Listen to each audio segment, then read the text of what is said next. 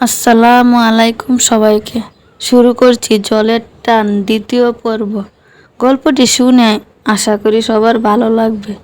ভালো লাগলে like comment share করে সবাই পাশে থাকবেন।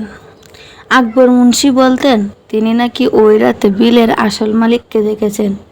সেটি ছিল এক অশরীর সত্তা যা বিলের জল আর কাদার উপর কর্তৃত্ব করে। আর সেই সত্তা নাকি আকবর মুন্সিকে একটা শর্ত দিয়েছিল। শর্তটা ছিল এমন, তার বংশের কেউ যেন এই বিলের জলজ কোনো প্রাণী বা উদ্ভিদ খাদ্য হিসেবে গ্রহণ না করে। যদি কেউ এই শর্ত ভঙ্গ করে তাহলে বংশের উপর অভিশাপ নেমে আসবে। সেই অভিশাপটা নাকি বিলীন হয়ে যাওয়ার অভিশাপ।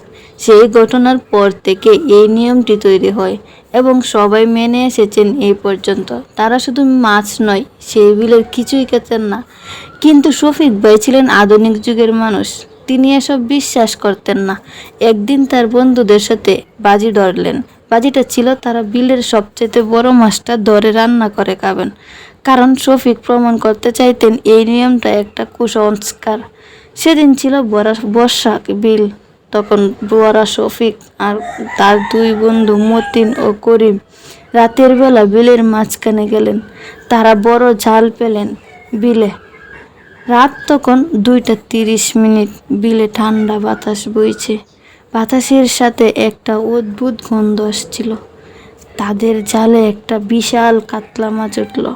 কাতলা মাছটা এত বড় যে 3 জনেও টেনে পাড়ে আনতে কষ্ট হচ্ছিল। মাছটা ছিল অন্যরকম।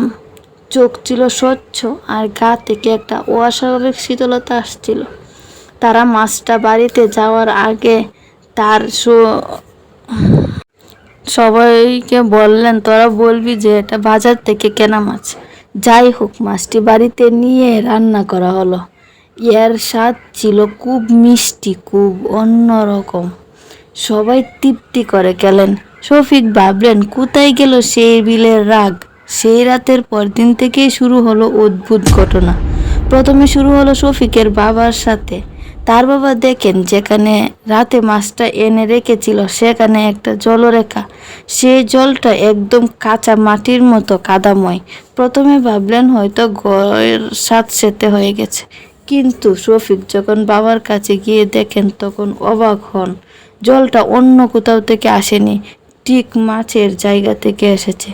তার বাবা জিজ্ঞেস করলেন, শফিক, এটা কিসের জল? রাতে কি কিছু এনেছিলি? শফিক বলল, না বাবা, আমি তো কিছু আনিনি। হয়তো কোথাও থেকে চুয়ে জল আসছে। পরদিন জল রেখা